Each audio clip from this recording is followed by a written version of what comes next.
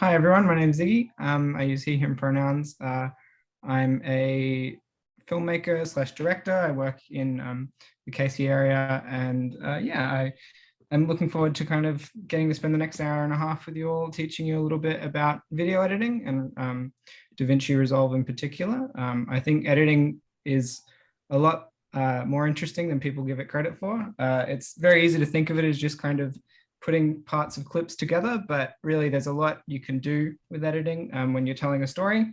There's a lot of thought that goes into, what to show when, who to kind of put on screen, and what to kind of leave out is just as important as what you decide to put in.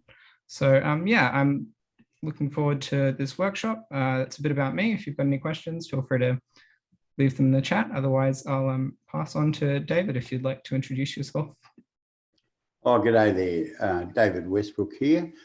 I've been fiddling around with video for 35 plus years or whatever, and it's a passion to me, and it's a pleasure to work with Ziggy and the team in putting this together, and I'm looking forward to learning more as you do. So I'll pass it back to you, Ziggy, now, and look forward to your presentation. Cool. Well, yeah, we'll get started then. So this is let's go on. What's going on here? So yeah, the workshop's called Movie Making. We're going to be covering the editing part of the movie making process. Obviously, there's a lot of things that go into making a movie, but we can't cover all of them in one workshop. But yeah, so to start off, I'm just going to talk a little bit about the program that I suggested that people download. It's all right if you don't have it, but I recommended Davinci Resolve. It's a free editing program that's made in Melbourne, but it's quickly becoming an industry standard. You might have heard of programs like Final Cut Pro or Adobe Premiere Pro. They're kind of big names in the industry, but Resolve has kind of taken those out in the last few years because it's so powerful and because it's free, anyone can use it. So it's a really great piece of software made in Melbourne that is kind of becoming very popular over the last 5 or so years. So to start off, I just wanted to ask anyone if you've got experience editing video before, if you've done any short films or anything that you've worked with, or if you've used Resolve before. iMovie, awesome, cool. And Resolve has some features which work a lot like iMovie if you want. There's some kind of more kind of stripped back editing features in there too, which you might be more familiar. Yeah, downloading the software now, no worries. I see you're on an iPad as well. So there's also lots of software that you can use on iPad. If you don't have the program, that's fine. There is plenty of alternatives that you can get on phone devices or iPads or tablets. It doesn't work on iPad, but I believe there's an iMovie editor for iPad, which I think is free. You'll be able to do a lot of these same things in there. So I'm going to cover the tools of editing. So if you don't have this software, it should still be useful to you. Great. Okay. Well, feel free to, if you've got any questions at any time, feel free to put them in the chat and I'll get to them. Or if any of the other facilitators in here are able to answer them, they'll help out too. Just on that, Ziggy, it works on PC as well as Mac, which is really good. Yeah, I've got it on PC here, but I also use it on Mac too. And if you don't have access to it as well, potentially you could even ask some of the people at your school. They might have a computer which could run it for you. And if you're working on a school project, you might be able to use it that way too. And this will be recorded and sent out to you, so you can kind of refer back to any of the points I make at any time. So I'm going to walk through how to set up a new project in Resolve. So when you open it for the first time, I'm just loading up the page now. Sorry, I'd try and drag it over onto my screen, but it won't let me. So when you're loading it up, you'll see a screen that says Davinci Resolve 17. And then it'll take you to what's called the Project Manager, which is essentially where all of your different video files are kind of stored. So if you're working on one movie, it'll, you can kind of jump between different projects in this window. So it might take a few moments to load up just because there's quite a bit that it's trying to load. So, just double checking that it was good. You were sharing the right screen there because it's just the background. But yeah, sorry, I can't actually move the loading screen when I've got my second screen up and it was on there and I couldn't move it across. But you'll see a list of projects. Obviously, if you haven't got any, it'll just look, you'll just have Untitled Project. So if you want to start a new one, you can just click Untitled Project and it will open up a blank project for you. So this is kind of your starting point. And I'll run through kind of how the program is laid out. It'll put you straight onto the cut page, which is kind of the editing one that's similar to iMovie. And we're not going to be using that today, but if you're familiar with iMovie or Final Cut, this might be more relevant to you. But essentially, Resolve is split up into 7 different sections. So you have the media section. This is where you kind of get all of your footage and all of your sound effects and photos and anything you want. And this is where you add it to your project. So I'll do that in a minute, but I'll just run through the other ones first. So cut, this is the editing page, which is a little bit more kind of basic tools for doing an edit really quickly. You've got your edit page, and this is where you do all of your more advanced editing. So we'll be using this today, and you can move around clips or rotate them or whatever you want, add effects. We're not going to cover this today, but this is the Fusion page here. It takes a minute to load. So there we go. This is where you can do VFX. So if you wanted to make an explosion or something like that, any cool visual effects, this is like quite a really powerful tool. It's also quite advanced, so it takes a while to kind of figure out how to use it. But if you're interested in that kind of stuff, we'd definitely recommend looking up more info on that. This is the color page here. This is where you can kind of edit the color of your clips. So you can make, a clip shot in the day look like it was shot at nighttime, things like that. You can do all kinds of stuff in here, and we'll touch on this a little bit later. But yeah, there's a lot you can do, and this is very much industry standard software. You've also got the audio page or Fairlight. So this is where you can kind of do all of your sound effects and add all of your, filters and all that kind of stuff to your audio. And then finally, this is the deliver page, which is how you get from your project into a video file, which you can upload to YouTube. Or if you set it up, you can actually upload directly to YouTube from the program. So you don't even have to worry about getting your files. All right, so we'll start off with some stock footage. So I believe a link was sent out to you yesterday. I can put it in the chat if anyone needs it. But we've got just a few clips that I've downloaded for free off the internet. So that's what I'll be using today. You're more than welcome to use your own footage if you'd like. But to get to that, you've got your folders. So it's just kind of like your normal file explorer. And you can go to the folder you want. And I've got editing workshop here. And I've got a bunch of sound effects and video clips that we can use for all kinds of stuff. Oh, sorry. And then you can just grab all of these. So just select them with click and shift, or you can drag over them too, and then just drag them down into the media pool. So this is kind of going to be the folder that keeps all of your clips in it. You'll probably see something which says change project frame rate. Most of the time you'll want to click change. It just means that, the frame rate of your edit will match the frame rate of your footage. Sometimes if you're using footage from lots of different places, they won't have the same frame rate. If I go over here to the metadata, you'll see that this is footage is 18 FPS, this is 23, this is 50. So using lots of different pieces, you might not always want to make them match. But generally, if you're using your own footage, you'll want it to match. You'll want to click change project frame rate. So you've got all of your footage here, and I'll quickly show you where I got this from. I got this from a website called Pexels, which is a stock footage site. This is all free. So if you want any footage here, like for me, I went city. I typed in city to find video of a city, and you've got photo and video. So you can click here on video, and you'll see there's 15,000 different clips you can use, and all of this is totally free. So if you're editing something and someone mentions, something about going to Melbourne, you can type in Melbourne and find a clip, and you can click it to play through it. And then if you want it, you can just click download and it will download it straight to your downloads folder. There's different resolutions and it's all totally free for you to use. And you don't need to worry about copyright or anything like that. So that's a really helpful tool, and that's where I've gotten all of our footage from for today. Great. So now we've got our footage in our project. We want to create what's called a timeline. So the timeline is essentially like your, yeah, how do I explain it?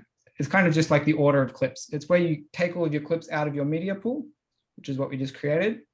And we kind of drag them on and put them in time where we want. So we can, this is where we rearrange all of the clips and shorten them or lengthen them. So to do that, all you have to do, we'll go over to this edit page, which is the third one over here. And you'll see your media pool. If you don't see it, look up the top here and you'll see a button that says media pool. And that'll show you all of your clips. So let's say I want to grab this clip here. We can click it, double click to play it. That'll open it up here and I can scroll through. And this one's just stock footage of people in a trolley, shopping trolley. Here's one of someone skateboarding into water. So I can grab that and I can just drag it down here and it will make a new timeline for me if there isn't one already there. So this is a timeline here. And this is our playhead. So this shows us what we're looking at on the big screen. And you can move left and right. This is kind of moving through time here. So you can see the clip has video and audio, and these will stick, sorry, they won't, not by default. These, when you drag and select them, you can move them both at once, or you can move them individually. You'll see that little icon there. It might be a little bit hard to see, but you should see like a little chain link. That's the same as this icon here. So if I click this, it's called linked selection. So these are all of your tools here. If you click linked selection, you can click and drag and it will move them all together. Most of the time you'll want to leave that on unless you want to, like, you can turn it off. If you say, if you want to delete the audio, you can come down here and push backspace and that will delete it. So because I don't need the sound for it, I'll delete that one. So we've got our clip here. I can move left and right. And if I push spacebar, it will play it in real time. So there's our clip. And let's say I look at this and go, oh, I don't really want the end of it because there's just a lot of, not really anything interesting at the end. I can get this and then drag on the right side of the clip and bring it back in. And it will show me on the screen where it's kind of cutting off. So let's say I want it to cut off right there. I just let go and it cuts the clip. I can do the same at the start too if I want to move the start of it in. So now when I play it, just got that bit there. Cool. So once we've got a few clips on here, we can just add more. So now I'll add, this is a shot of a city that I got. And if you look, it kind of, I can drag it, but I can drag it over the top of the other one.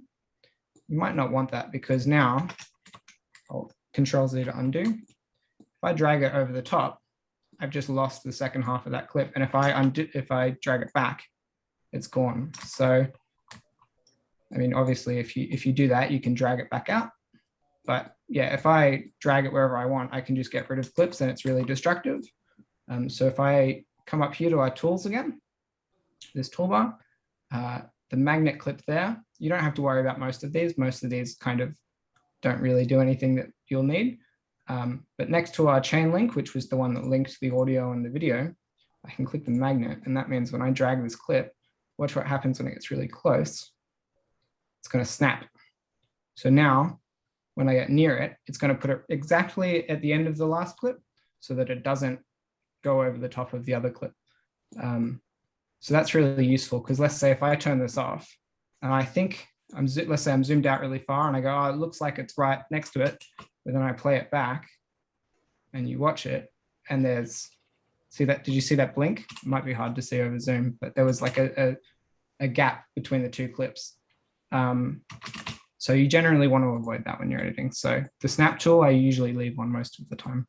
Just briefly, Ziggy, before you go to the next step, got someone in the chat saying they're not sure where to find those video clips once they've downloaded them. Can you just show again how you got your media pool?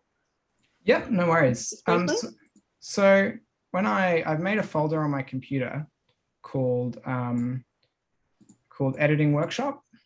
So this is like your C drive. So I can go down to users and then Ziggy. So this is my folder. I can go to my desktop if I want, or I can go to my downloads. When you download the clips, they'll be in your downloads. And you can just drag them from your folder straight into the, so this is like the folder on the computer. If I open this up, I'll open it up as a folder. No,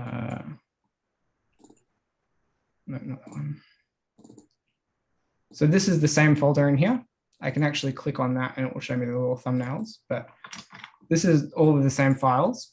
So if this is your downloads folder, that's fine. It doesn't matter wherever you want to store everything. And then to get it into your media pool, you just drag it down here. Hopefully that's the right thing. It says I have to put in the license key.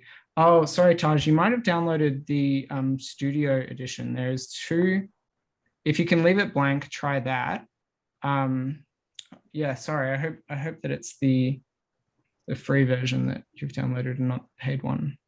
There is a paid version of the software, but you won't need any of those tools because they're all quite advanced tools for people like who do this kind of stuff full time and need very specific things. Have a look into that. I'll make sure, I'll send a link through again and just make sure it's the free one. Yeah, I'll show you the download page. When you download it, there should be, so if I click download now, there should be, yeah, okay. Sorry, this might have been the confusion here. We probably I should have written that in the email. You want to download this one here or this one here, Davinci Resolve. Davinci Resolve Studio is this one you'll need a license key for, just because it's got things to do like 3D movies and stuff like that with, yeah, let me know if, yep, you can download it. No, it shouldn't be called the Express version. It should just be called Davinci Resolve 17. I don't know what the Express version would be referring to. And it is available on a MacBook. Yep, I use it on a MacBook too. No, sorry, you don't want the Studio version. The Studio version is the one you'll need a license key for. Sorry, they're on the same download link, so I can't really send a link to just one of them. But I'll put it in the chat just for future.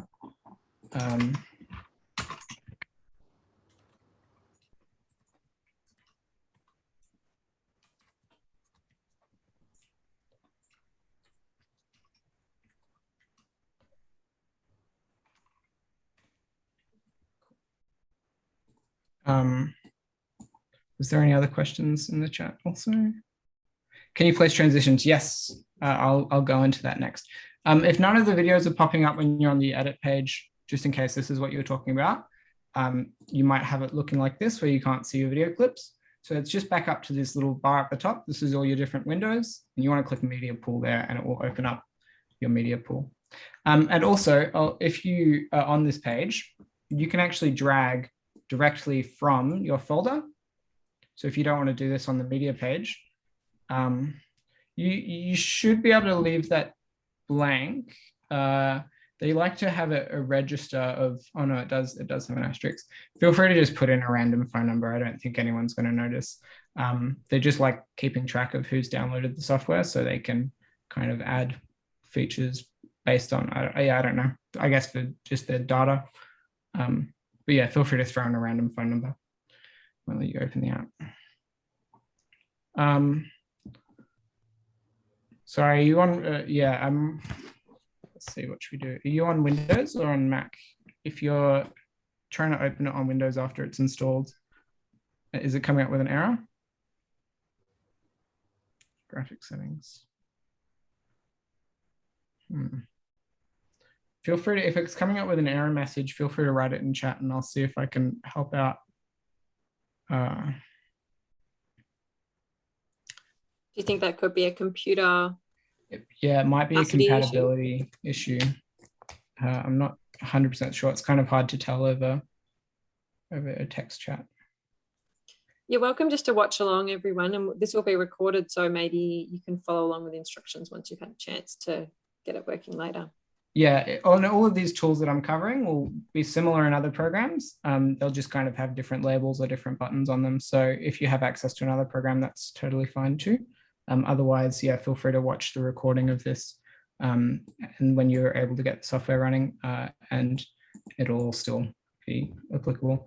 So we've got these clips here, and let's say I saw a message in the chat asking about a transition.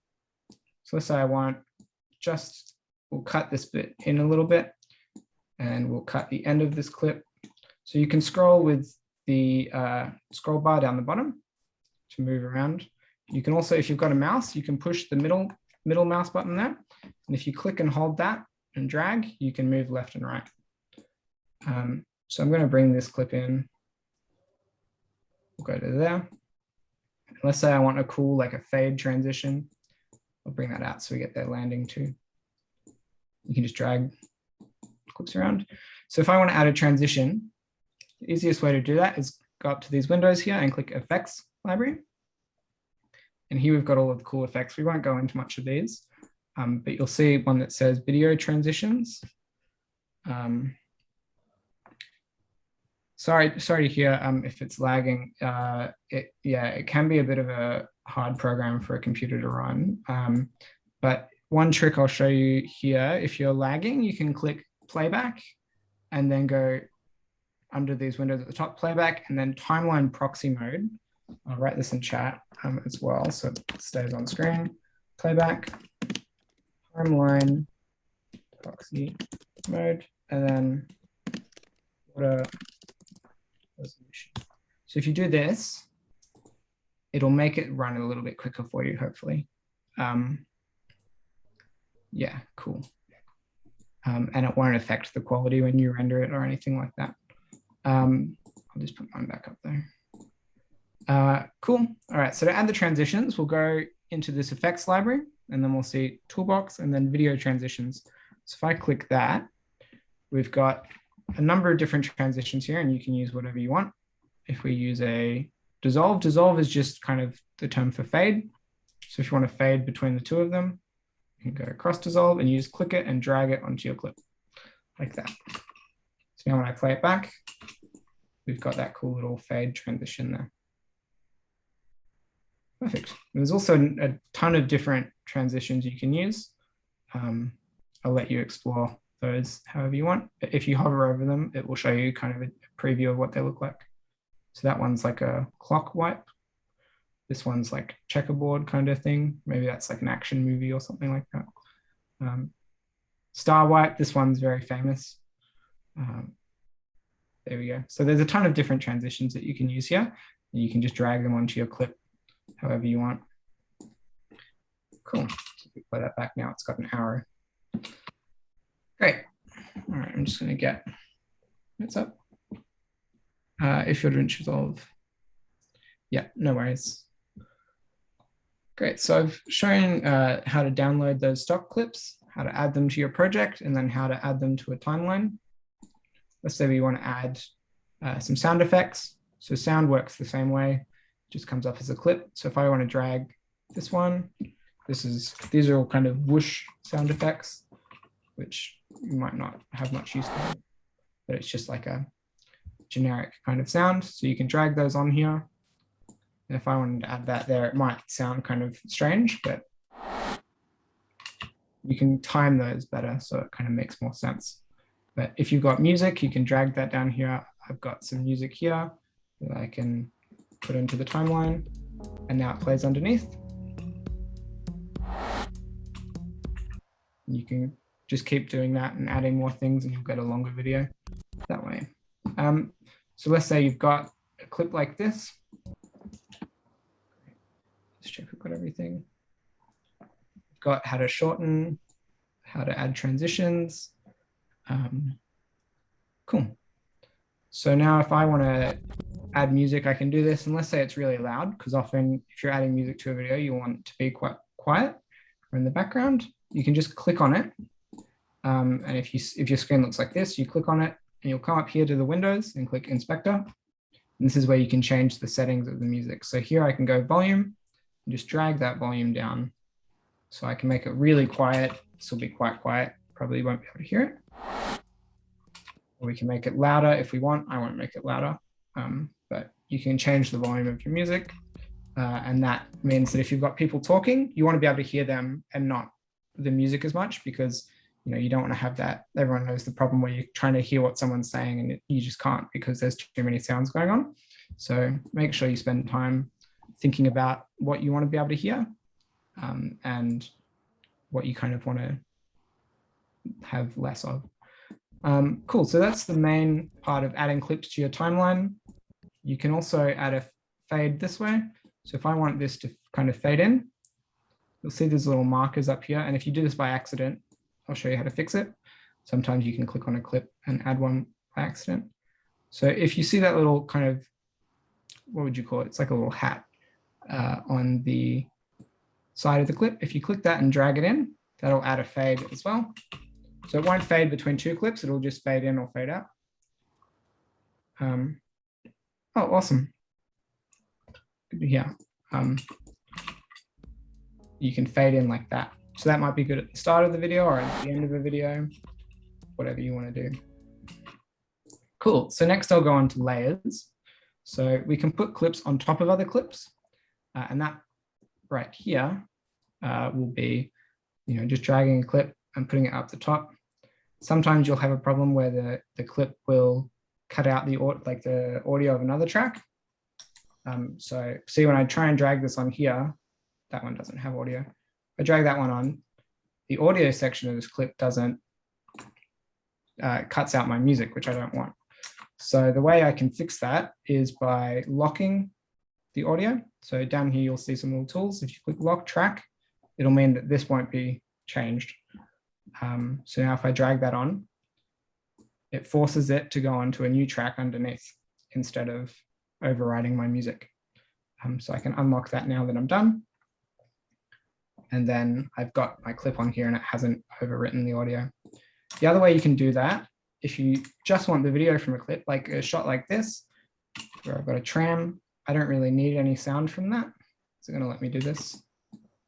Yep. Just check. Yeah, here we go. That one didn't actually have any sound. If I go here to this clip, I don't really want the sound from this because there's not really any music there. There's no sound that is interesting. So I can double click it to open it up on the preview. Same with any of these clips. And I'm playing it back and I go, I just want the video. So you hover over it and see these two little icons here. This one's video and that one's sound. So if I just want the video, I can click on this and drag it down and that will let me just grab the video without both of them. Cool, so now I've got these clips on top of each other. What happens is it just shows whatever's on top. So now I've got one clip and then it goes back to the other one. So it's the same as adding a cut like this, but it means that I've still got everything there. If I do a cut like that, now I've got two separate clips. And if I want to move anything around, it's kind of going to be a bit messy. So generally, if you want to do something like that, you can just put it on top and then everything underneath it is still there. It's not deleted. And then it will just go back. The other advantage of putting things on top is I can move it around and I can add effects and things like that, and I'll be able to see underneath it too. So if I want to move a clip around, we're looking at our footage here. Let's say I want to make this clip smaller and only take up a part of the screen. So I click on the clip I want and then go up to the inspector, this one here, and transform is where you do all of these kind of effects. So if I want to make the clip smaller, I can zoom it out. So you just click on the zoom number and drag it down. There you go. So I like it about that big. If I want to move it around, I can click position and X is left and right, same as in math class. Y is up and down. So I can move it over here. And now when it plays back, it'll look like this.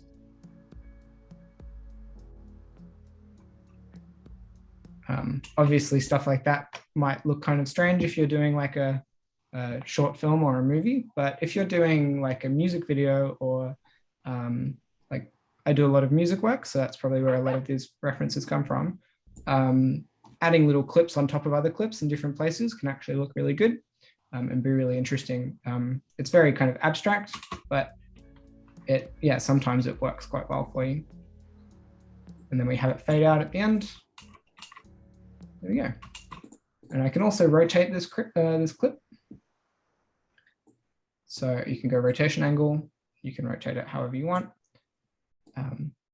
These are just degrees here, so I can click on it. If I want 30 degrees, all you have to do is click this and then type 30 and then push enter. And there you go, that's tilted 30 degrees. And at any time, if you want to bring it back to the middle or want to change the rotation, you can just click this little reset button on the side here. There you go. I like it down there. There we go. There's a lot of other tools you can do on here. We'll go over those now. So cropping, if I want, I can cut off the side of a clip. So that will do this. If I drag crop left, it'll crop in the left and the right. Let's say I don't want those bars on either side of it. I can get the top and the bottom a little bit if I'd like. And then let's say I want to move that back into the corner. Do that there. I can add a little bit of blur to the edge, or I can just leave it without blur. Great. And the final thing I'll show you out of this inspector is called Composite Mode. So normal just means it's going to sit on top of the other one. We'll check this out in a second. I'm sure that looks really cool. But let's say I want to add some kind of arty effects to it. I can go through these. You can just go through them one by one.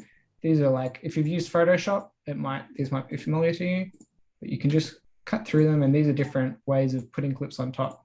So if I go add, what it's doing is it's adding all of the light from one clip to the other clip underneath it.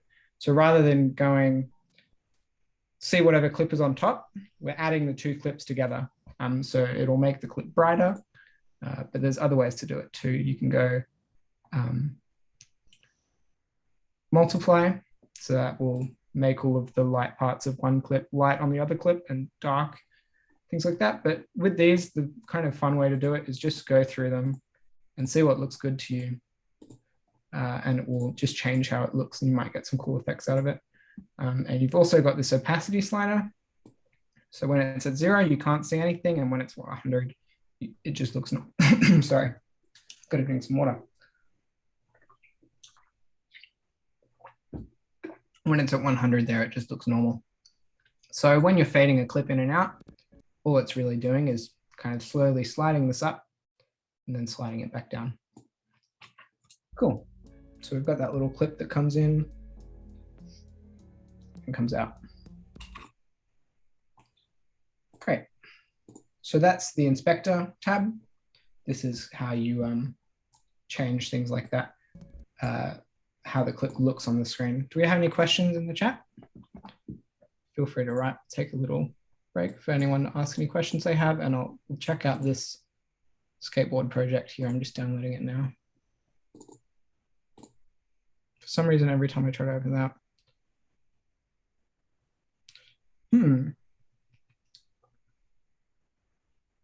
At the moment, you've got it on proxy, correct? I don't have it on proxy for me, but I was just suggesting that as a method if it's running slowly for people.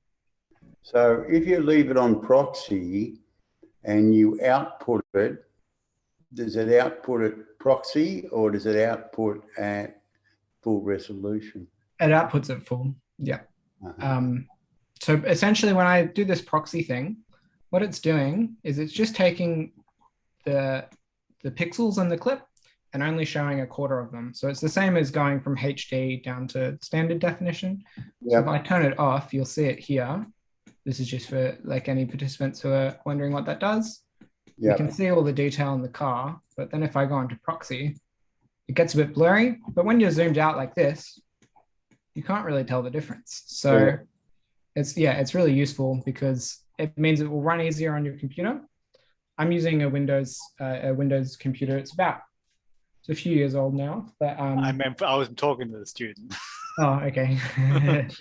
Right. Because it's pretty hungry, isn't it? It's a hungry program. It is, yeah. So if anyone has any issues with it, like this will all still be the same on other tools or on other programs. Right. You know, you'll still be able to do most of these things in iMovie or Final Cut or an app on your phone.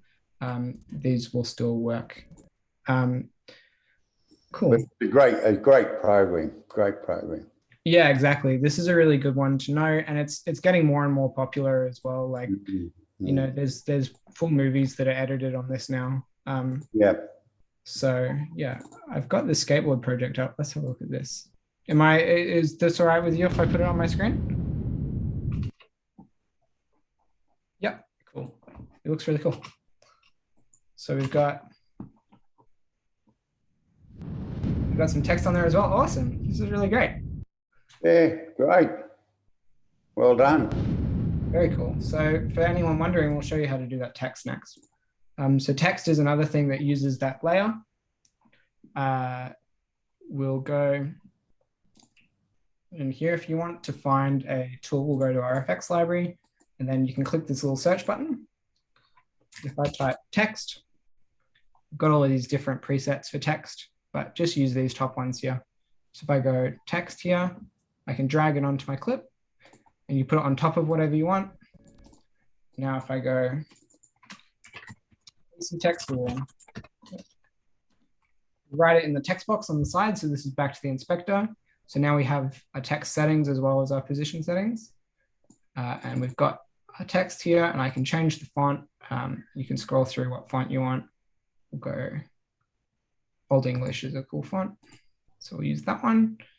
And you can change the font face. So you can make it bold, change the size of the text, the color of the text. So there's a lot of things here you can just play around with and see what you like and what looks good. Oh, I didn't save that. Okay. Tracking, that's the cool space thing. They add extra space. So yeah, we've got all of the different tools, and you can, you know, do left. That's not going to change anything with one line, but you can move, clips around. If let's say I want it in the corner, I can move the position and then zoom again, then rotation. And we can do all of the other things we could do here. We can, you know, shorten the clip or lengthen it.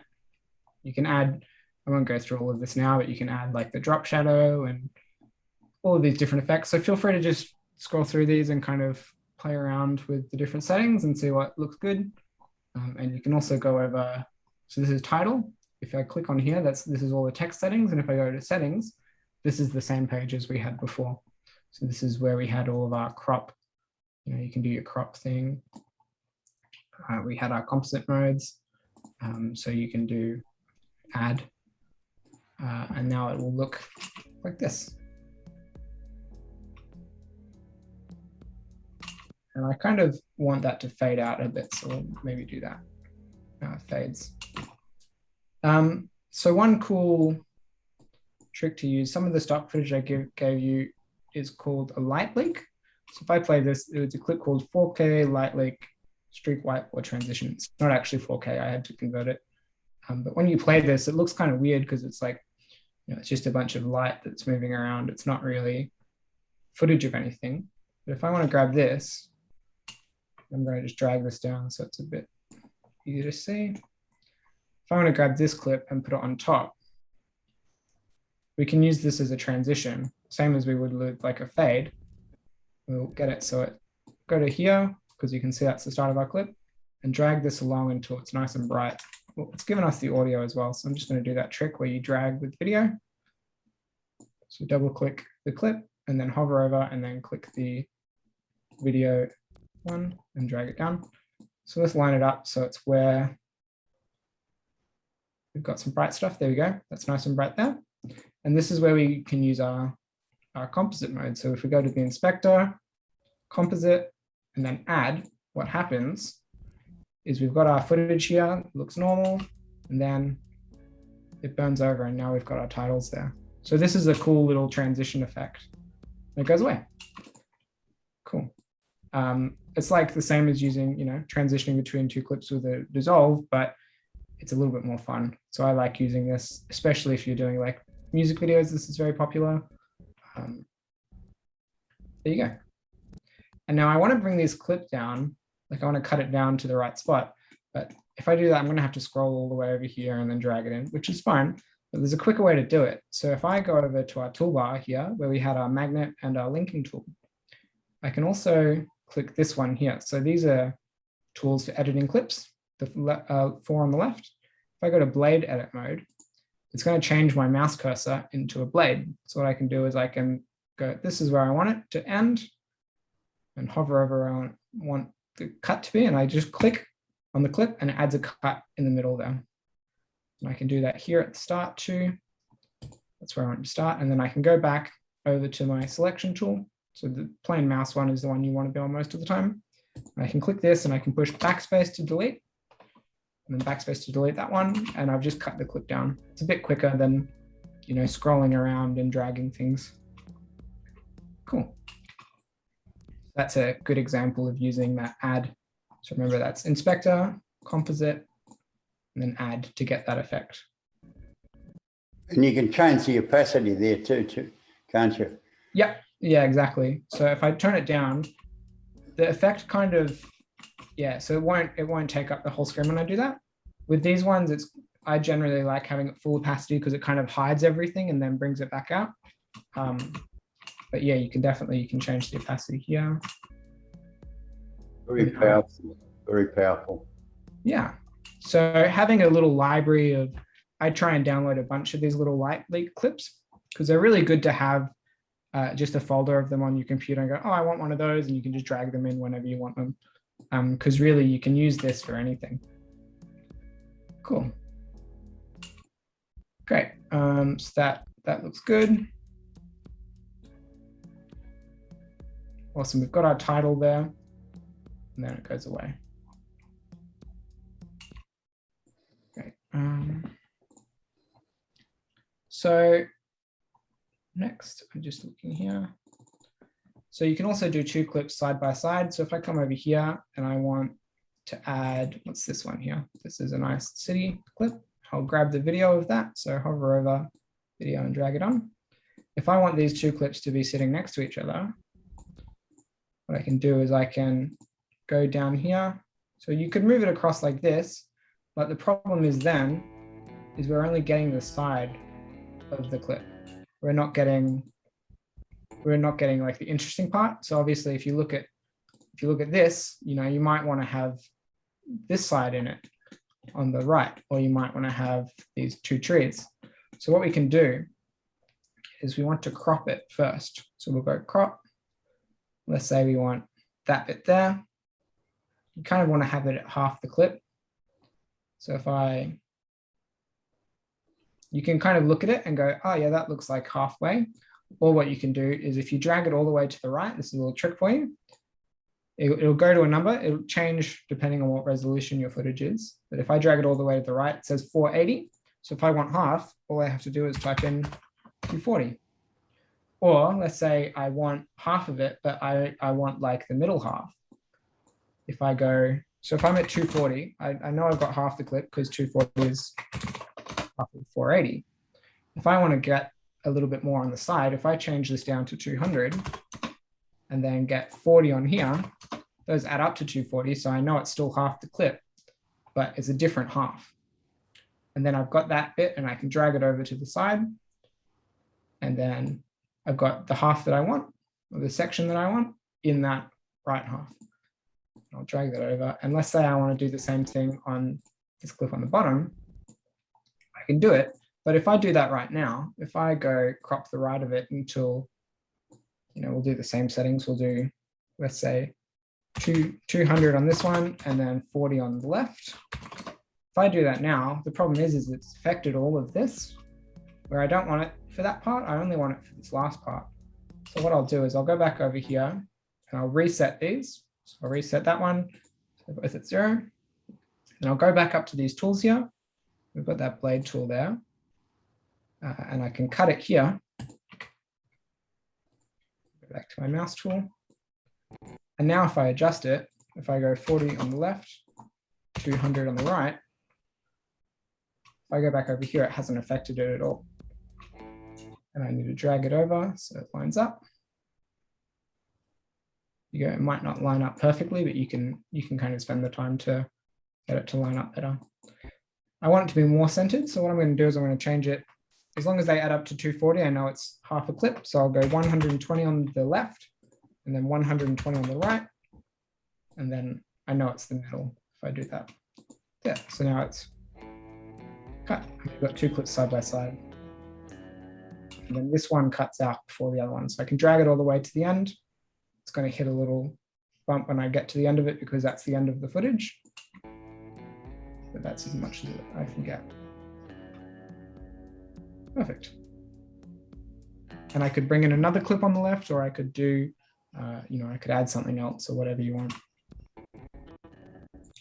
Great. So that's kind of the basics of editing clips and kind of putting stuff on top of other things.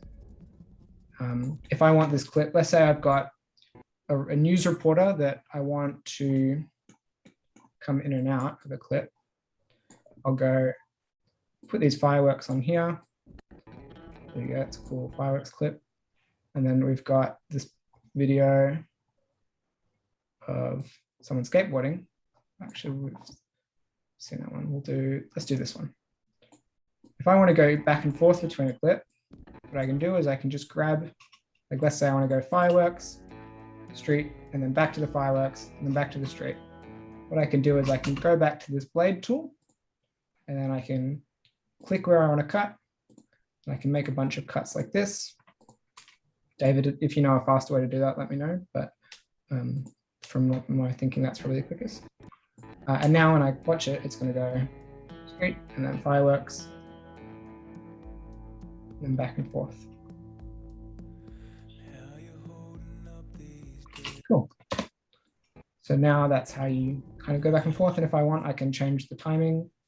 So let's say I go, oh, I want it to cut again in here. I can go back to my blade tool, cut, hand tool, and then backspace to delete. Cool. So you might be wondering, there's a backspace button and a delete button on the keyboard. They both do different things in Resolve. So I'll give you an example. If I have this clip over here, if I click delete, what's going to happen is it's going to move everything afterwards in, which in this case might not be what we want. But let's say I've got a bunch of clips here and I want to get rid of one of them and then move everything in so I don't have to move it in myself. Let's say, I want to just get rid of something and not replace it with something else. It might be useful to have it move everything in for me. So if I click delete button instead of backspace, what's going to happen is it moves everything in by the amount I deleted. So that could be useful if you want that, but most of the time you'll want to use backspace because it doesn't move anything else. So if you're deleting things and wondering why is it moving everything, and because sometimes it might stuff up your timing for the rest of the edit, if you want to just click backspace instead, that'll be what the problem is. The delete key will move everything else. That's called a ripple delete. So there are times when you might want to do that, but most of the time backspace will be your best friend. Cool. What time is it? 2:49, perfect. So now I'll talk a little bit more about some effects you can do on these clips. So we've got side by side, we've got cutting back and forth. We'll talk about color a little bit. So when I look at these clips here, it looks very blue to me. I'll extend this out. Actually, I'll show you what I'm doing here. You can copy and paste clips. So if I click Control-C and then go further along and push Control-V, it's going to copy and paste it. You can also cut and paste, so Control-X, then Control-V, same as every other program. But you can also do like a drag. So if I hold down the Alt key, I think that's Option on Mac, and then drag it, it's going to create a copy and I can drag it wherever I want. So that's holding down Option. I can create copies of the clip, as many as I want. Or if I've got 3 clips, I can drag Option and I'll copy all 3 of them. If I want to move it up and down a layer, I can hold Shift. So that's going to move it up and down, and it won't let me move it left and right. If I let go of Shift, I can move it however I want. But as soon as I hold Shift, it's going to bring it back to where I originally had it, and I can move it up and down. So if I wanted to put the text, let's say I wanted to put the text on top of the light leak, I can drag it up, use the scroll wheel to move up and down, I can drag it up 2 layers. Oh, come on.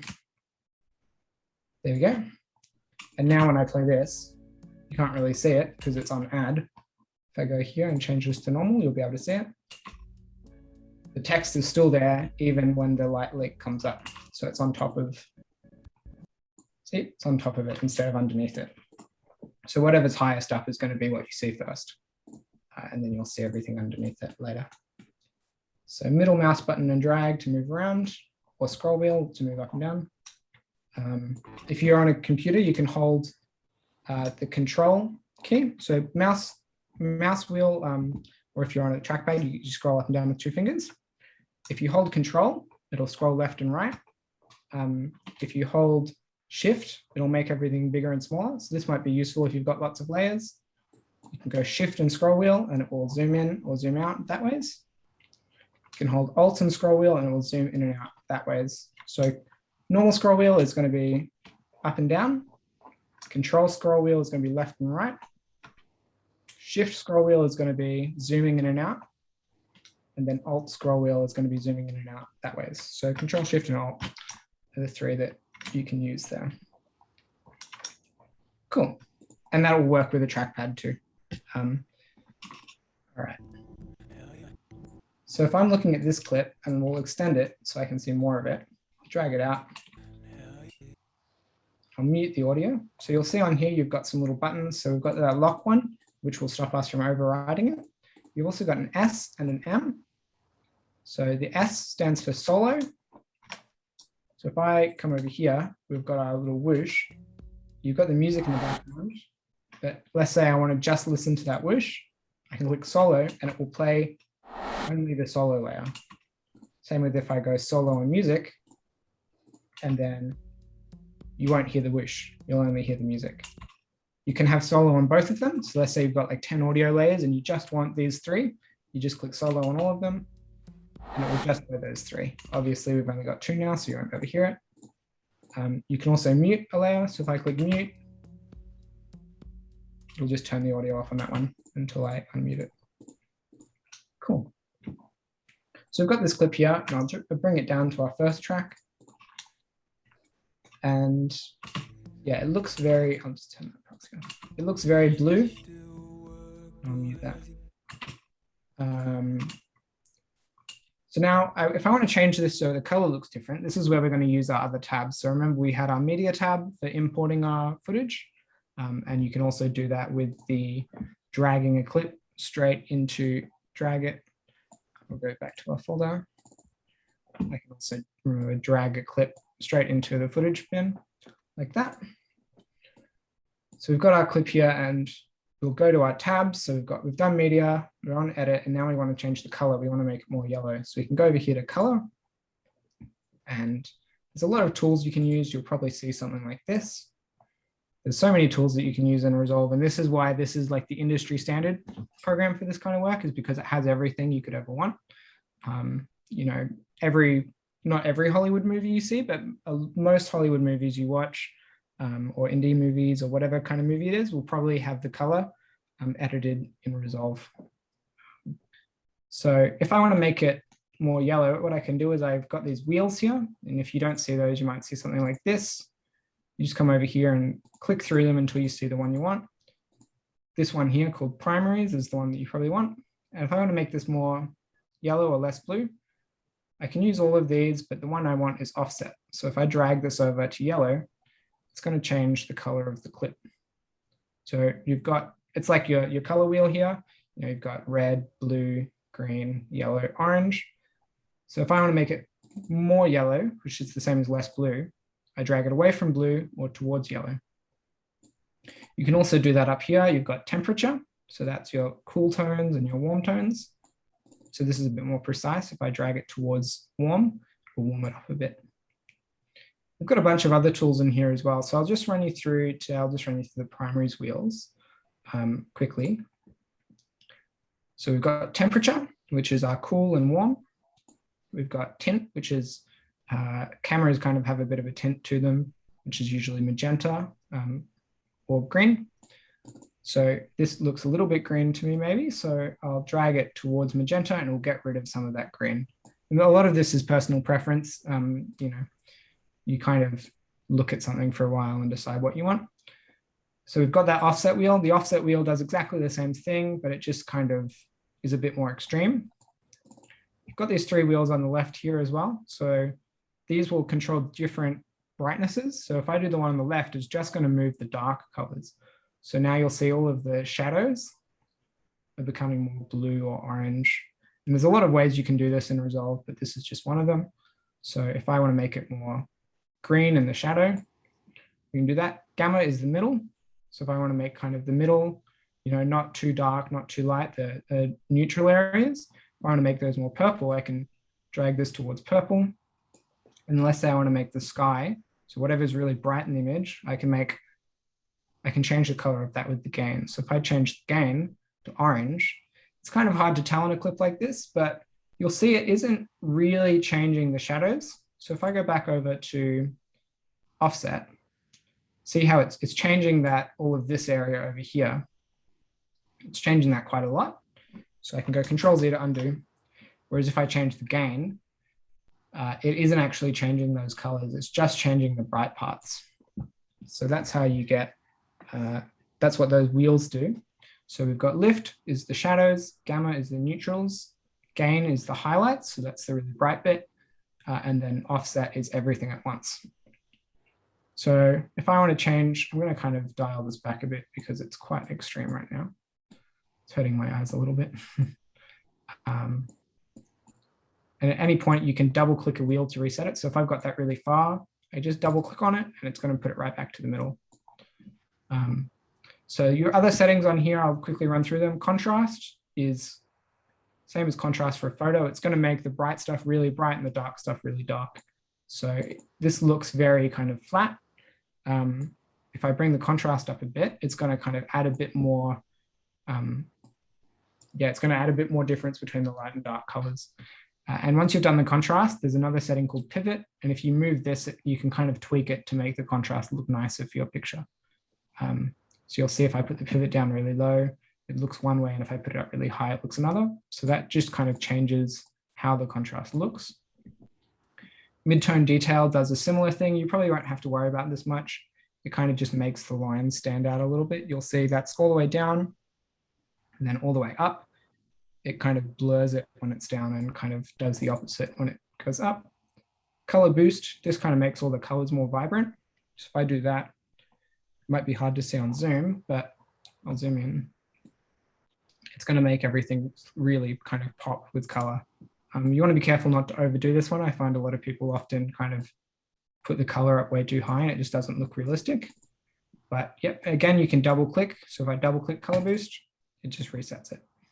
So shadows and highlights, this changes how bright and dark the shadow areas. So it's the same as these wheels, except it's changing the brightness. If I drag it down, it's going to make them darker. If I drag that up, it's going to make the bright parts brighter or darker, however I want to do it.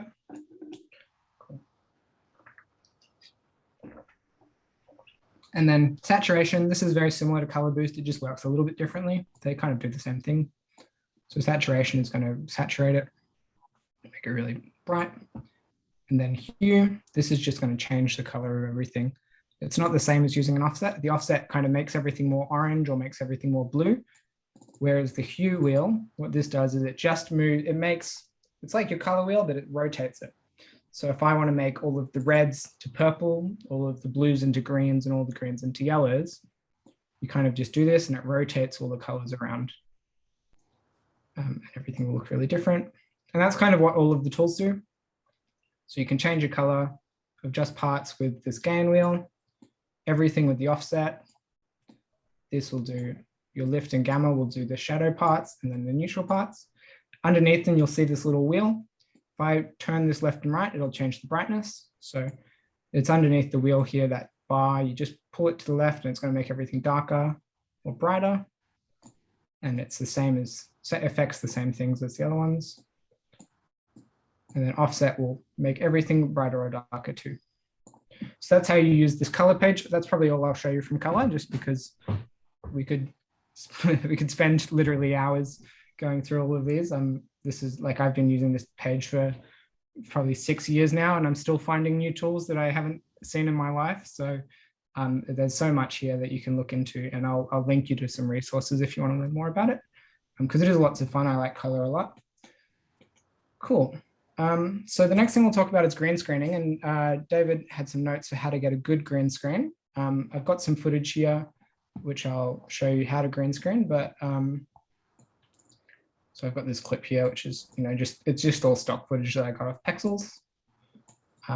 But you'll see it's very brightly lit in the background and, lit in a specific way. So David, if you'd like to talk about how to approach filming something like this, then now would probably be a good time to do that. Okay, thanks, Ziggy. Thanks for putting that up. I think the first, can everyone hear me okay? Am I? Okay. Yep. I think one of the things that I like about the shots that you put up is the fact that you've got the talent in the middle of the screen, because with green screen, you have the ability to mask, and you can move the person anywhere you like and change their dimensions and stuff like that. If you want to end up with them sitting onto the side of the screen, you can do it. So it leaves you with plenty of options. With green screen, you've got blue screen and green screen. One of the main reasons people use green screen is that not many people wear green clothes, but also our blood is not green, whereas with the blue screen, you don't get such a good, clear key, especially if you're dealing with people with darker skins. So if you tend to use green screen, you've got more opportunity to end up with a better key. One of the most important things is to actually somehow or other create a depth of field of green. If we look at that, you can see the green at the back is a lot brighter than the gentleman at the front. And that enables us to key using the key filter in Davinci and get an excellent key. What they've done, we were talking earlier, I think it's called 3D? 3D keyer. 3D keyer. Okay. And originally that wasn't in the free one, but now it's in the new one, and it's absolutely incredible. There's a little trick in it, and that is, you can't see my finger, but you've got to apply it, but then you've got to change the little box on the left-hand corner there, Ziggy, so that it's on effects. So if you go to, where can I, just trying to show, see where the time code is, 1000 odd. Yeah. Right, go up to the next box. Oh, this one? Yeah, click, and then come down to a few, is it? The one to color pick it? Yeah, open effects. Yeah. Do you want me to run through how to do the key now? Yeah, and then key it. But if you don't do that, you'll wonder what's going on, and it's a bit of a trick that you've got to learn. So but go ahead and perform some magic, mate. So there's a few different kinds of keyer, but we'll just use the 3D keyer at the moment.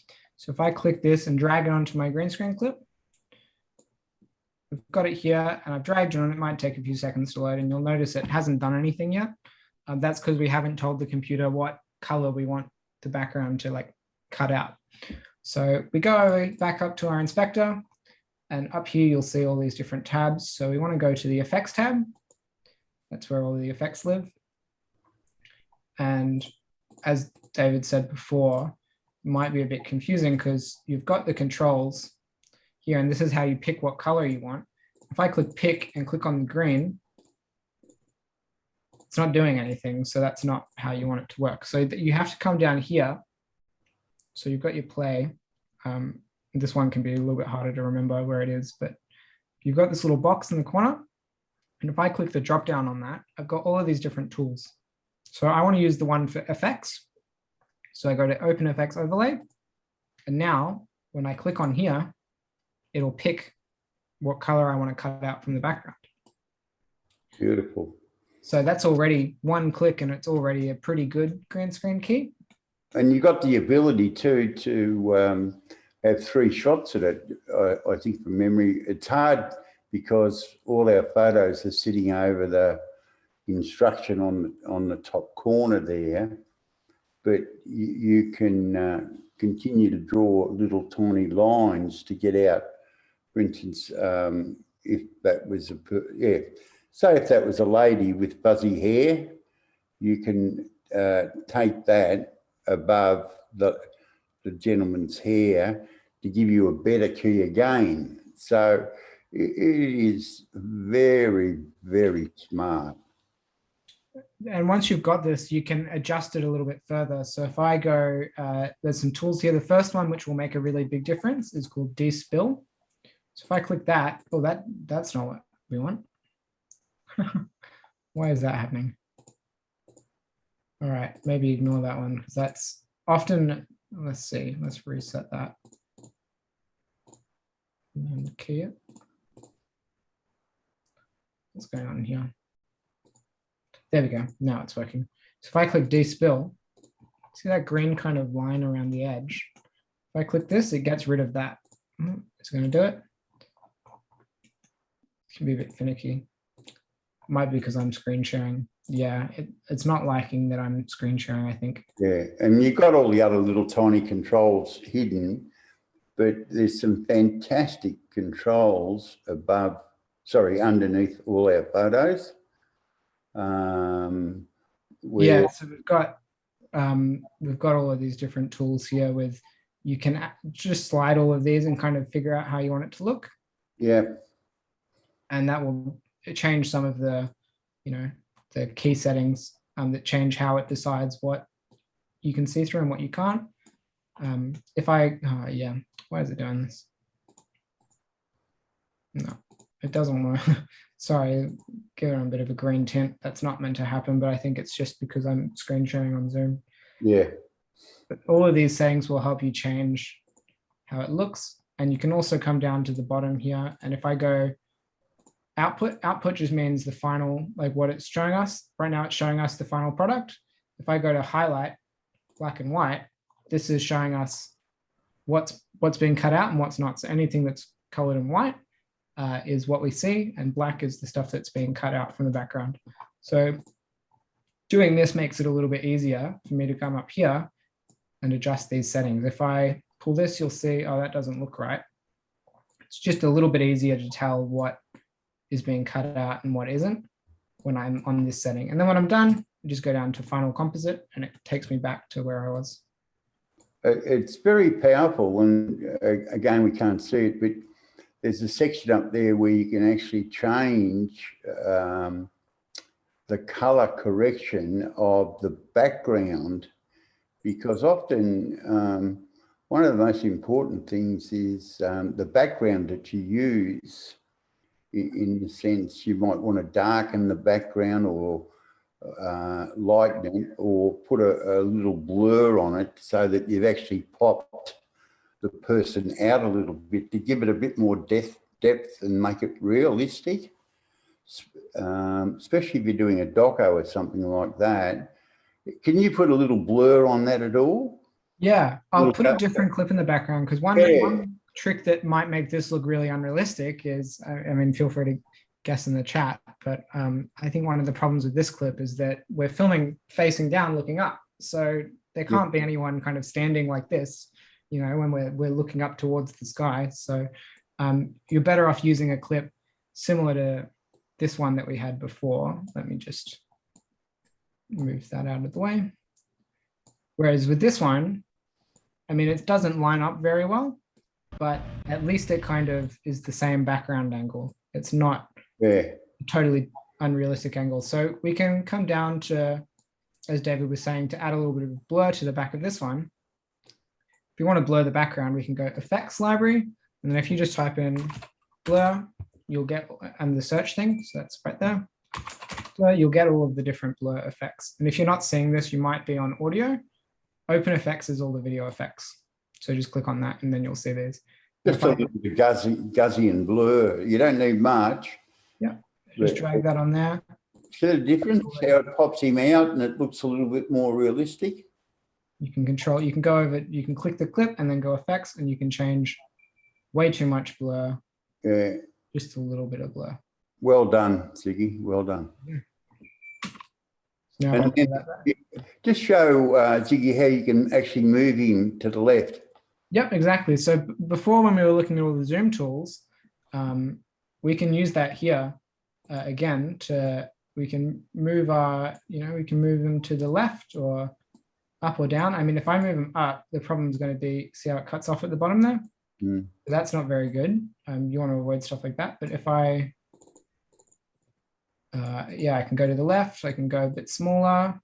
Yeah. Move it down to compensate. And you can do the same with this background here. So this is just under, inspector and then video. We can zoom in the background and maybe bring them back up in size. And especially say, for instance, if you've got a background and sometimes the background, he's too big for the background, so you can shrink him down so he matches the dynamics of the whole shot. So it's so powerful. Takes time to learn it, but well worth it. I'm going to do an ad, Ziggy.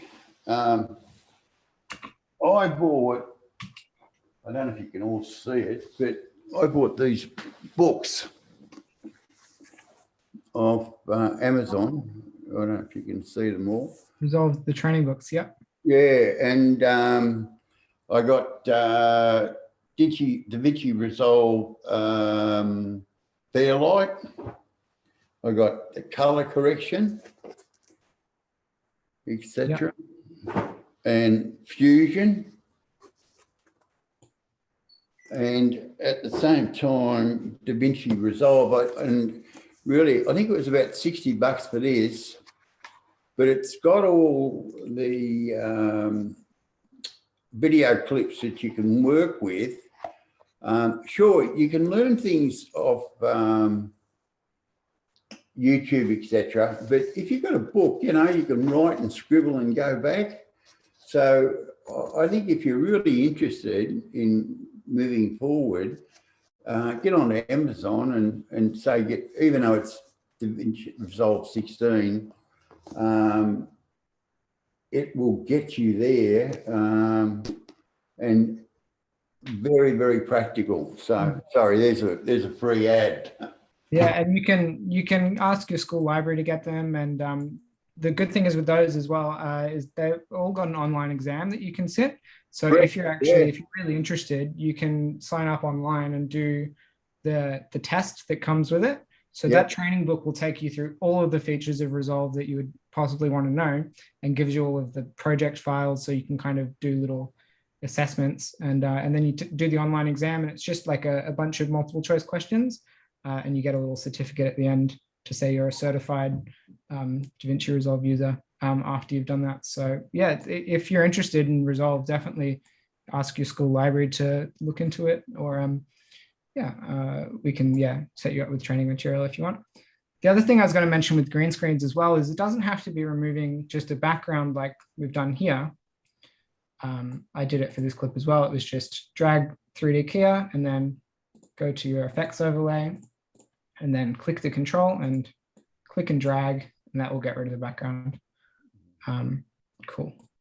So but you can also green screen for things like, on an ad when you see someone scrolling on their phone, chances are they might not actually really be scrolling on a phone. They might just be kind of acting it.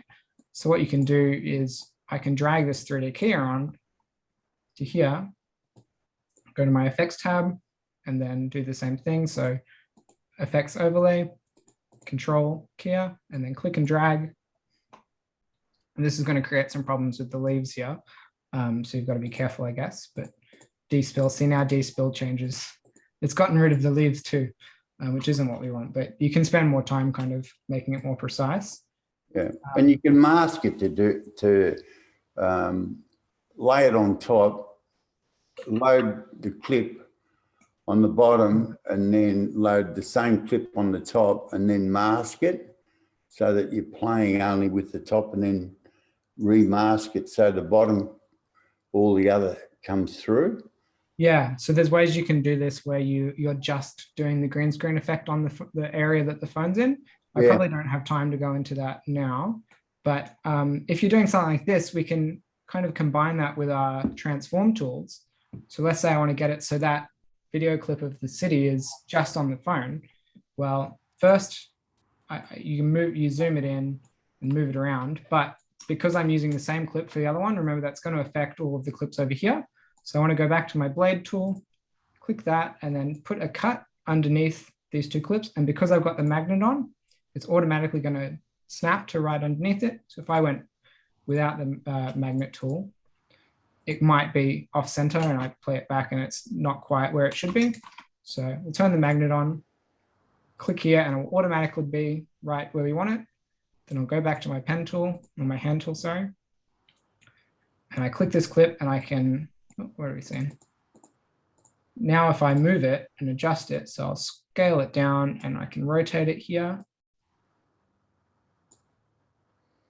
And scale it down more.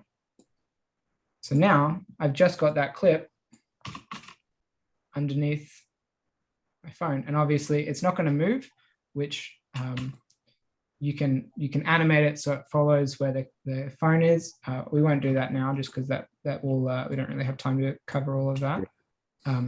But yeah, that's another way green screens are used. I've got a little video clip here actually, if anyone's interested. Of this is just one point on that. What you can do too is, you see here you've got that green screen. You can actually cut in a blue insert there, and then you don't have the conflict with the green in the plan.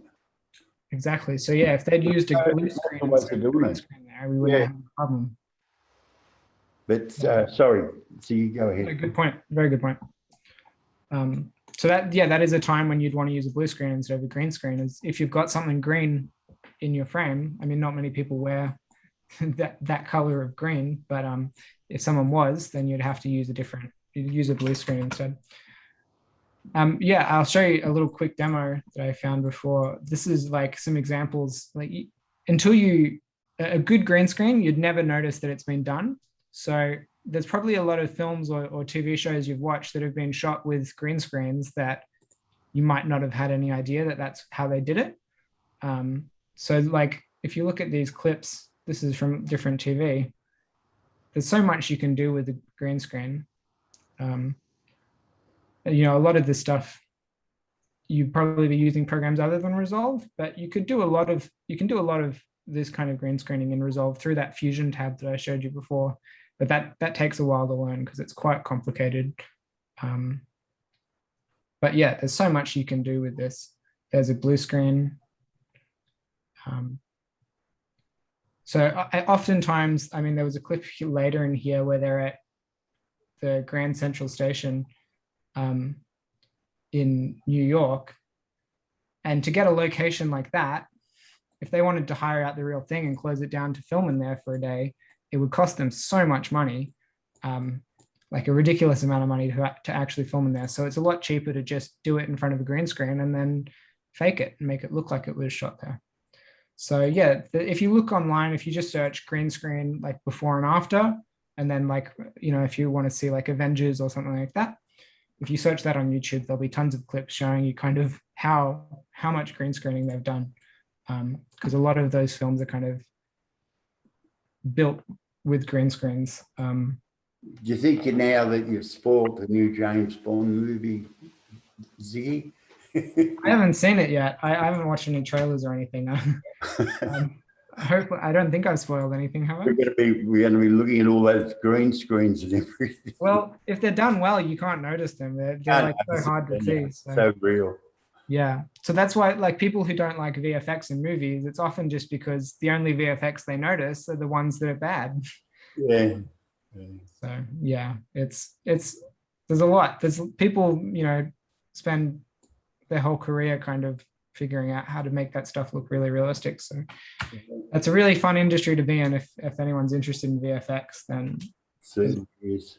definitely good VFX scene in Melbourne. And there's lots of good courses in Melbourne too for that kind of stuff. So yeah, that's most of the content that I wanted to cover today. So does anyone have any questions in the chat? I'd be happy to, you know, David and I can answer your questions if there's anything you'd be interested in knowing. Feel free to just, I'll let people type for a minute because I can't really see that how people are typing. And then otherwise I'll just show you how to export a clip and then we'll be all done. I think you've done a very good job covering so much in such a short time and showing how really what you can do and how quickly you can do it and how quickly you can actually learn it. So I think you need to be congratulated, Ziggy. Very, very impressive. Thanks. Presentation. There's so much that you can do in this program. It really, like, you can use it for years. I'm sure, David, you'd know this as well. Like, you use it for years and then you find out about a feature that makes everything really easy and you didn't know it existed. Like, the number of times where I've gone, oh, I can just do that in one button instead of this whole method that I've tried to. And there's plenty of shortcuts and there's plenty of other.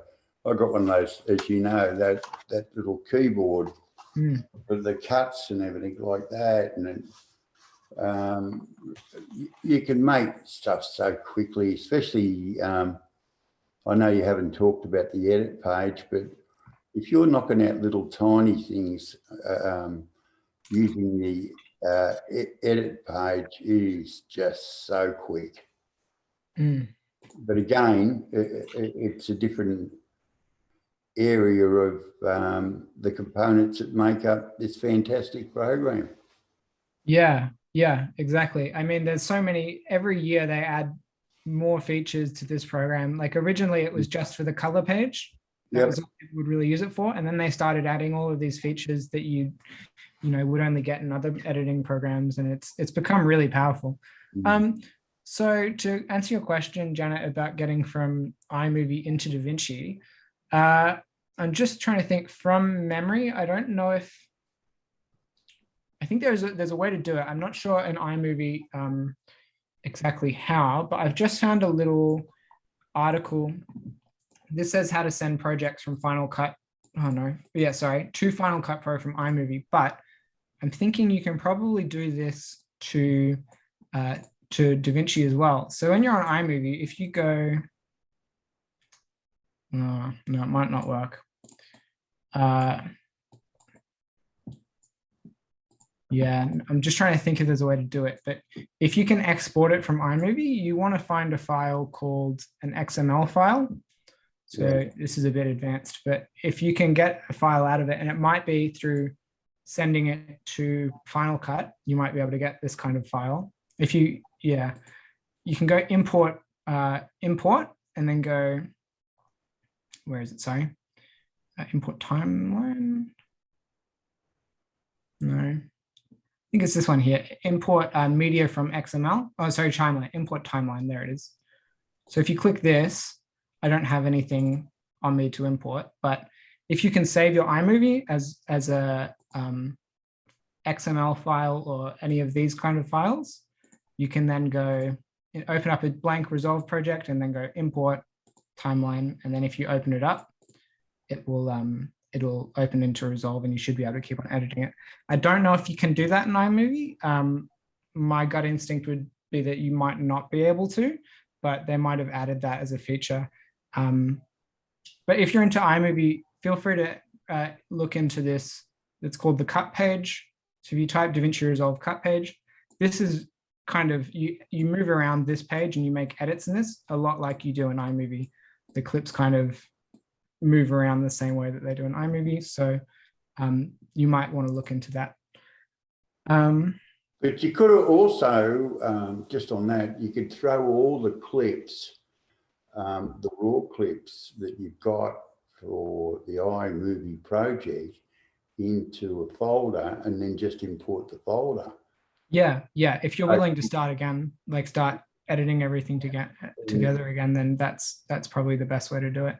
And at the same time, just export the final movie that you've made in iMovie and lay that down as a base track, and then just find all the other ones, import them, and then lay them over the top.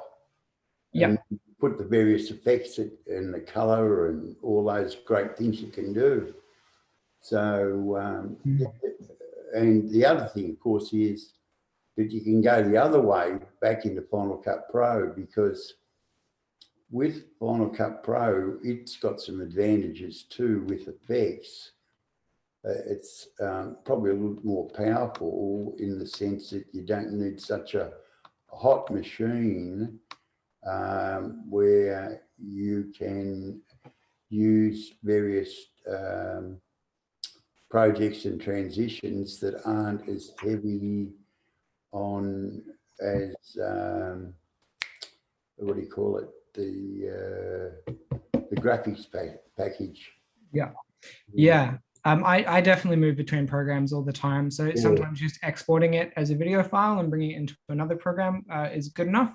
Like if I do that, if I want to put subtitles on anything, I don't really know how to use the subtitles feature in Resolve yet. I don't know if it actually has one. So I go into another program to do all my subtitling, and I just send out the video file and then import it into the other one. And that's a good question, Ava, about what to film for fun to practice editing. I mean, it depends what you want to do. If you want to get stock footage, there's always lots you can get that way. It might be easier to find some things that you're interested in. But for me, it really depends. I like editing the music, so I would usually get a song and then put clips on it. I remember a few years ago, I'll see if I can find it. This would have been in 20 something. This is just like from Instagram. This is just little clips. That's not too loud. It's just little clips of the garden. I don't know what year this would have been. It would have been from 2016 probably. But just little photos around the house. Plants. This is when I was learning how to use Resolve, and it's just, I mean, I had a camera that I was borrowing that I could film this with, but you can get footage like that on your phone and just edit it to, I was practicing with a focus on a camera. So if you can borrow a camera from someone, you'll be able to get that kind of blurry background footage, but just practicing with a phone, you know, just get some footage around what you like seeing. You know, if you're walking around near where you live and you see a flower that you like, or a cool tree or a cool bird, then film it. And I've got a whole bank of videos on my phone of just interesting things that I see. So yeah, just get stuff like that. That's my advice, at least. A question for you. In doing something like you were just talking about, do you put down or select your music first, put your music down as your bass track, and then find the clips that cut on the beat, or do you throw down in the order that you like all your shots, and then throw down the audio track and then push them up and down? Yeah, I probably a mix of both. It depends what I'm doing. Usually I'll have music first, and then I kind of just move the clips around, and you can cut on the beat. So one thing I didn't show before is when we've got these audio clips, if I zoom in, so that's shift and scroll. If I zoom in on the audio, it's going to be hard to hear because I've turned it down. If I turn it up, you'll be able to see it better. So all of these kind of points, I'll turn off. This is when you might not want to have the magnet on, because if you move, it's going to kind of jump around. If I turn the magnet off, I can move however I want. And now I can see where the beats are, because it's wherever there's a big spike in the audio, that's generally where a beat is. So I'll put the music down and then put my clips on and kind of get the order. Sometimes, you might want to have all of your really wide shots and slowly kind of move into tighter ones rather than just jumping back and forth. There's a lot of kind of order, the way you order clips, there's a lot of kind of thought to put into, but yeah, I'll generally put music, get my clips on, kind of order them around and then cut it to the beat. But I like having the music to hear when I'm doing all of it, just so I can kind of get into the mood. It gives you the pace, doesn't it? And the feel and the emotion. Exactly. Yeah. There's a lot of editing things that just kind of come from practice. So things like pace and all of that, which you can't really teach in one afternoon, but that's good to know there's a subtitling feature. Himnish, thank you for sharing that. I'll definitely be using that in the future. Yeah, so we're pretty much done now. I'll wrap everything up. So the one thing that, oh, where's everyone gone? My screen's just gone dark.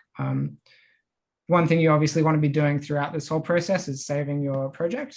So to do that, you just go File and then Save Project, and just do this I haven't been doing it, which is probably a bad habit, but just, yeah, get into the habit of saving it every few minutes. And if I, type in Casey Tech School, this is because it's the first time I'm saving it. Oh, name already exists. Workshop, there we go. And I can just Control S. Every once in a while I'll do that. There's a way you can set up auto saving as well. So if you're using this for a long time, feel free to Google Davinci Resolve auto save, and it should walk you through how to turn that feature on. And then finally, we've got all of our clips. We've got everything we want in here. If I go to this Rocket tab, the very last tab on the right, this is how you export it. So usually when I export, the easiest way to do it is just use one of these presets. So you come up here to render settings and click YouTube or Vimeo are the presets. If you want, you can upload it directly to YouTube. So you just click that. You can add title and description. You have to log into your account, so I won't do all of that now, but you can upload it straight to YouTube, or you can just click, you got 1080p as the preset, and I'll change the name. I'll go Casey Tech School Editing Workshop, and then location. So I choose where I want to save it. So you just click Browse, and then I'll go into our little folder here, Save. So just make sure you got your file and location, and you can change your resolution. I won't worry. The frame rate, this is on 18, so that's not, you don't really want your frame rate to be on 18, and that's quite slow. That's just because the footage I imported at the start was 18 frames per second, and I clicked the change project to frame rate. So that's an example of where you don't want to do that, is when you've got this footage that's quite slow, because if you play it back, it'll be very choppy. But anyway, so all you really have to do is put in the file name and location. Don't worry about the rest of the settings. You can look into them if you want, but if you just click YouTube, it'll all be ready to upload to YouTube. So then you click Add to Render Queue, and you can add multiple copies. So let's say I wanted to add another one that was in standard definition. I could click that and add it again. So now I've got a HD copy and a standard copy. I don't want the standard copy there, so I'll get rid of that. And then when you're ready, once you've got all of your different formats that you want, if I want a Vimeo one and a Twitter one as well, I can add all of those to the list. And then when you're done, you just come over here and click Render All, and it's going to render it. So this usually takes a while. Depends on what kind of footage you're using and on your computer. Sometimes I've rendered things that are a minute long and they take an hour to render. Sometimes I've rendered things that are, half an hour and they only take like 10 minutes. So it really depends on what kind of effects you've added. So green screen will take a lot longer to render than just a regular cut. It all kind of adds together. So yeah, we'll just kind of wait. Oh, this might actually take a little bit longer than I'd hoped. No, it shouldn't. So what I've accidentally done is I've left the whole song in here. So it's going to have to render just a blank screen for most of it. But this should go pretty quickly because there's no footage here, but there is audio. So if there's audio still in there, it's going to render right to the end. So whatever your last clip is, the render process will go all the way to the end of it. And you can see up on the top corner how fast it's rendering.